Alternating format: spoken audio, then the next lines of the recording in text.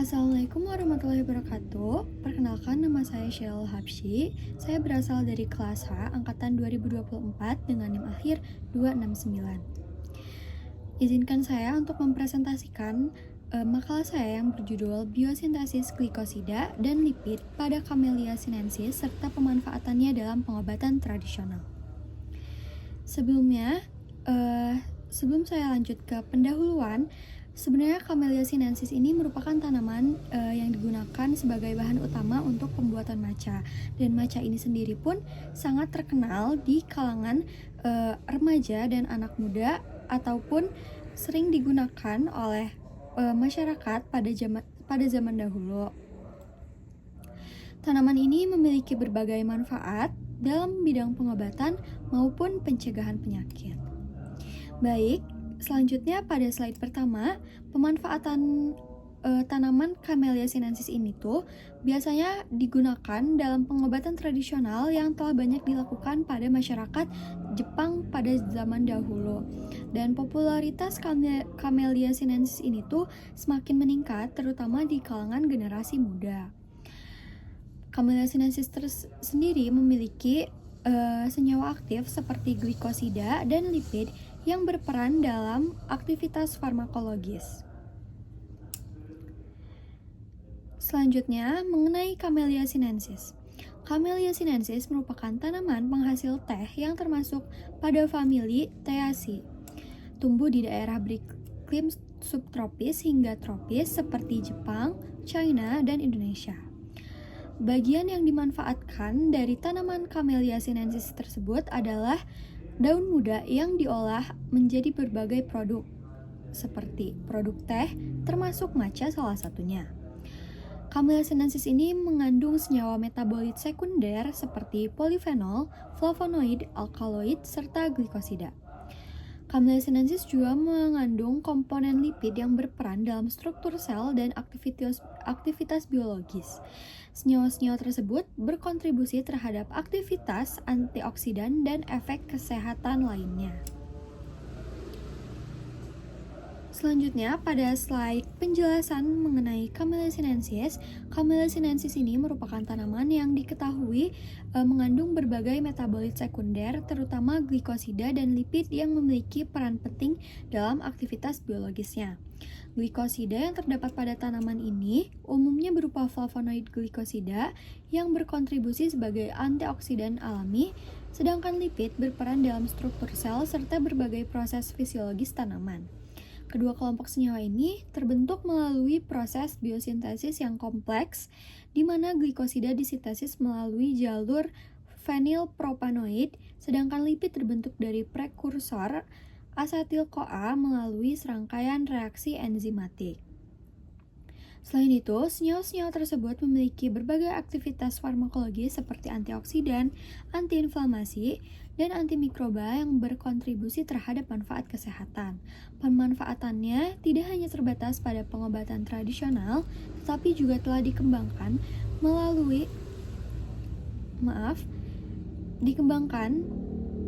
dalam bidang farmasi modern sebagai bahan aktif dalam berbagai produk kesehatan dan terapi herbal. Selanjutnya, berikut merupakan senyawa kimia yang terkandung dalam tanaman Camellia sinensis. Yang pertama itu ada polifenol, khususnya katekin. Senyawa katekin ini tuh senyawa utama dalam teh seperti EGCG yang berperan sebagai antioksidan kuat. Lalu yang kedua adalah glikosida. Glikosida tersendiri ini tersusun dari gula dan aglikon, berkontribusi dalam aktivitas farmakologi. Selanjutnya ada lipid. Lipid ini berdiri dari asam lemak dan turunannya dan berperan dalam struktur sel dan metabolisme. Selanjutnya ada alkaloid, contohnya itu kafein yang memberikan efek stimulan. Selanjutnya ada asam amino, contohnya ini L-theanin yang memberikan efek relaksasi. Selanjutnya ada vitamin dan mineral seperti vitamin C, vitamin E, dan mineral yang mendukung fungsi tubuh kita. Selanjutnya, sebenarnya apa sih glikosida dan lipid itu? Jadi, glikosida adalah senyawa kimia yang terdiri dari bagian gula atau glikon yang terikat pada bagian non-gula atau aglikon atau genin melalui ikatan glikosidik. Dalam tumbuhan, glikosida termasuk metabolit sekunder yang sering berperan dalam aktivitas biologis seperti antioksidan, antimikroba, ataupun obat. Lalu, apa itu lipid? Lipid adalah kelompok senyawa organik yang bersifat hidrofobik atau tidak larut dalam air, lalu tersusun utama dari karbon, hidrogen, dan oksigen, serta berfungsi sebagai cadangan energi, penyusun membran sel, dan pelindung organ tubuh. Lalu, glikosida dan lipid pada Camellia sinensis.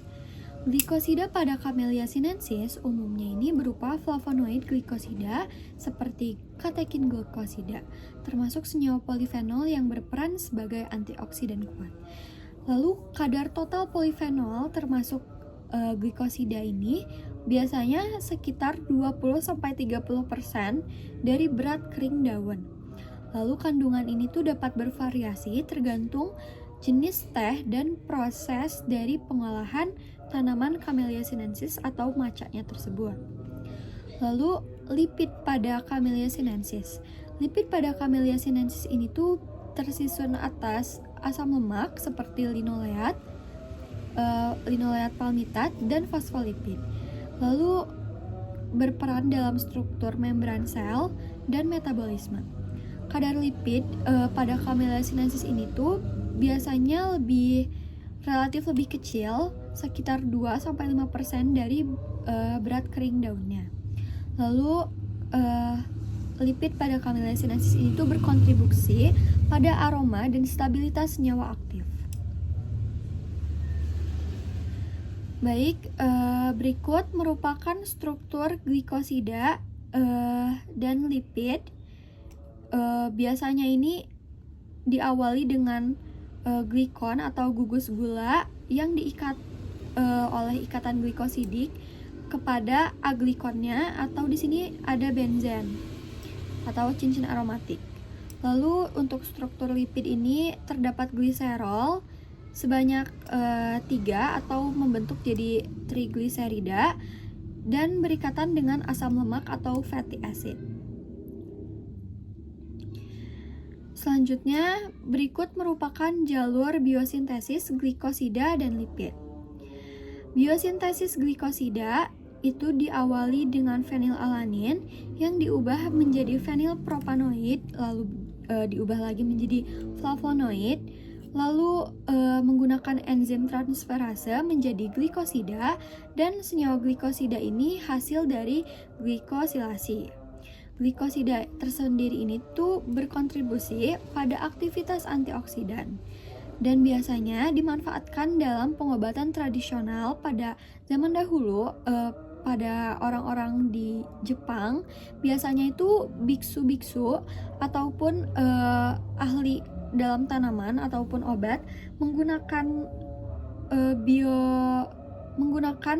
glikosida ini untuk pengobatan tradisional. Lalu glikosida tersendiri ini tuh berkontribusi pada aktivitas antioksidan. Selanjutnya, biosintesis lipid. Biosintesis lipid ini diawali dengan pirufat yang kemudian diubah menjadi asetil-CoA, lalu menjadi asam lemak, dan di sini asam lemak ini terbagi menjadi 2, ada yang tetap menjadi asam lemak dan gliserol. Lalu gliserol ini dan asam lemak ini asetil-CoA digunakan dalam sintesis asam lemak dan turunannya. Lipid ini berperan penting untuk struktur dan metabolisme sel. Selanjutnya, berikut merupakan faktor yang mempengaruhi biosintesis. Yang pertama adalah lingkungan. Lingkungan seperti cahaya dan suhu ini tuh mempengaruhi biosintesis dari tanaman tersendiri. Cahaya ini meningkatkan fotosintesis dan pembentukan metabolit, dan suhu tersendiri mengoptimalkan dan mendukung kerja enzim. Lalu ada umur daun. Daun muda Camellia sinensis biasanya memiliki kadar glikosida dan lipid yang lebih tinggi, namun daun yang lebih tua biasanya memiliki kandungan yang menurun. Selanjutnya, ada aktivitas enzim. Aktivitas enzim ini mengatur proses biosintesis senyawa dari glikosida dan lipid tersendiri. Lalu perubahan enzim ini mengikuti juga perubahan kadar senyawanya. Selanjutnya, proses pengolahan. Beberapa proses pengolahan seperti fermentasi ini tuh mengubah struktur dari glikosida. Lalu ada juga pemanasan. Pemanasan juga dapat mempengaruhi stabilitas lipid. Lalu yang kelima adalah nutrisi tanah. Nutrisi tanah seperti unsur hara mendukung metabolisme untuk pengerjaan biosintesisnya tersendiri. Lalu nitrogen berperan dalam sintesis senyawa aktifnya. Baik, selanjutnya merupakan aktivitas farmakologis dari Camellia sinensis. Yang pertama adalah kardioprotektif. Glikosida, flavonoid pada Camellia sinensis berperan dalam melindungi jantung dengan cara mengurangi stres oksidatif dan meningkatkan fungsi pembuluh darah. Senyawa ini membantu menurunkan kadar kolesterol LDL dan mencegah oksidasi lipid dalam darah. Sementara itu, lipid tertentu seperti asam lemak, lemak esensial, turut menjaga integritas membran sel jantung dan mendukung kesehatan kardiovaskular tersendiri. Lalu yang kedua adalah antioksidan. Flavonoid glikosida merupakan antioksidan kuat yang mampu menangkap radikal bebas melalui mekanisme donasi elektron. Aktivitas ini mencegah kerusakan sel akibat oksidasi, termasuk pada lipid membran. Lipid dalam teh juga berperan sebagai medium pelarut bagi senyawa aktif dan dapat mendukung stabilitas senyawa antioksidan tersebut. Selanjutnya, antiinflamasi. Glikosida dapat bekerja dengan menghambat jalur inflamasi seperti penghambatan produksi sitokin proinflamasi dan enzim COX atau siklooksigenase. Hal ini membantu mengurangi peradangan. Lipid tertentu juga memiliki efek modulasi inflamasi dengan mempengaruhi mediator lipid dalam tubuh seperti prostaglandin. Selanjutnya yang keempat adalah antimikroba. Senyawa glikosida dalam teh memiliki kemampuan menghambat pertumbuhan bakteri dan jamur dengan merusak membran sel, mikroba, atau mengganggu metabolisme mereka. Komponen lipid juga dapat memperkuat efek ini dengan meningkatkan permeabilitas membran mikroba sehingga senyawa aktif lebih mudah masuk dan bekerja. Jadi intinya ini kombinasi glikosida dan lipid dalam Camellia sinensis bekerja dengan secara sinergis. Glikosida berperan utama sebagai senyawa aktif biologisnya, sedangkan lipid ini mendukung stabilitas, penyerapan, dan efektivitas dalam memberikan efek kardioprotektif. Selanjutnya, berikut merupakan pemanfaatan pengobatan tradisionalnya. Camellia sinensis ini tuh telah lama digunakan dalam pengobatan tradisional, terutama di Asia karena kandungan senyawa bioaktifnya. Yang pertama adalah untuk menjaga kesehatan jantung, lalu untuk detoksifikasi tubuh, untuk meningkatkan daya tahan tubuh, mengatasi gangguan pencernaan, dan perawatan wajah tradisional. Lalu berikut merupakan aplikasi dalam industri farmasi dan bentuk sediaan produknya. Dalam industri farmasi biasanya digunakan sebagai bahan aktif dalam suplemen kesehatan, dimanfaatkan untuk efek antioksidan dan kardioprotektif. Lalu pada industri kosmetik atau skincare biasanya digunakan dalam produk anti-aging dan anti-acne yang membantu menenangkan kulit dan melindungi dari radikal bebas. Lalu pada industri pangan dan minuman, biasanya ini dapat diolah menjadi teh seperti teh hijau, teh hitam, atau oolong dan digunakan sebagai minuman fungsional untuk kesehatan. Lalu biasanya bentuk sediaan farmasinya ini biasanya teh celup untuk kesehatan, teh seduh, lalu kapsul atau suplemen ekstrak, lalu biasanya dijadikan juga untuk krim, serum, mau itu serum dalam bentuk bubuk ataupun clay dan masker wajah yang lainnya. Lalu biasanya dapat digunakan juga untuk pembuatan sabun, pembuatan scrub, shampoo, dan lain-lain.